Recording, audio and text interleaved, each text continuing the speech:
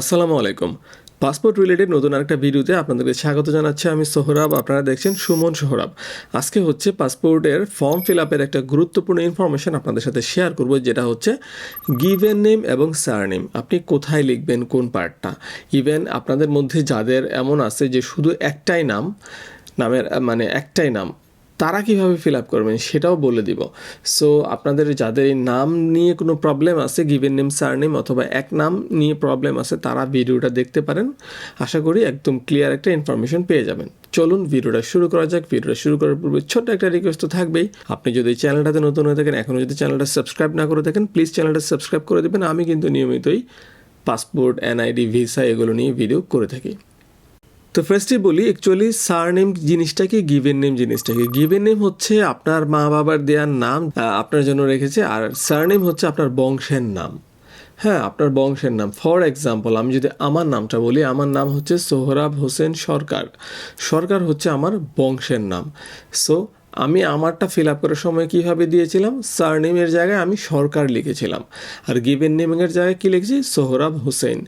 তো এরকম আপনারও বংশের নেমটা সারনেমে যাবে, আর বাকি যতগুলো পার্ট আছে, ফর এক্সাম্পল আপনার নাম মোহাম্মদ সোহরাব হোসেন সরকার, আর একটু বাড়াইলাম, সেক্ষেত্রে আমি কি করতাম, সরকারটা দিতাম সারনেমে আর মোহাম্মদ সোহরাব হোসেন দিতাম গিভেন নেমে।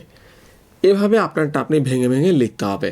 ফর এক্সাম্পল আপনার দুই শব্দের নাম লাইক সোহরাব হোসেন, সেক্ষেত্রে হোসেনটা সারনেমে আসবে, সেটা আপনার বংশের নেম হোক আর না হোক, সারনেমে চলে আসবে, আর সোহরাবটা আসবে গিভেন নেমে।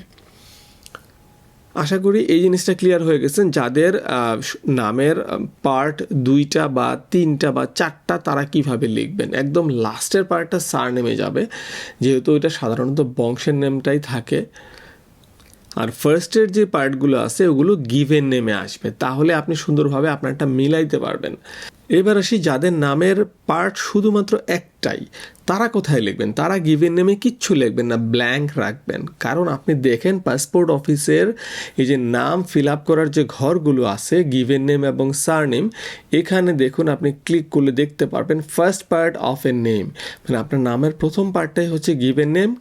If you have only one part of name, আপনার যদি নামের অংশ শুধু একটা থাকে, then fill it to surname field. এখানে বলা আছে একদম ক্লিয়ারলি, সারনেমে সেটা ফিল আপ করতে বলছে, গিভেন নেমে ফিল আপ করতে বলে নাই।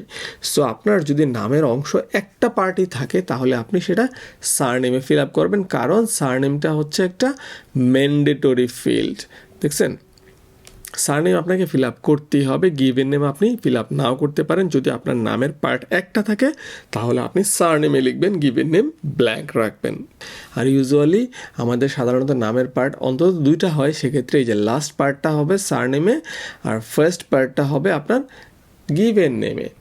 আশা করি গিভেন নেম সারনেম নিয়ে আর কোনো কনফিউশন থাকবে না, একদম ক্রিস্টাল ক্লিয়ার হয়ে যাবেন।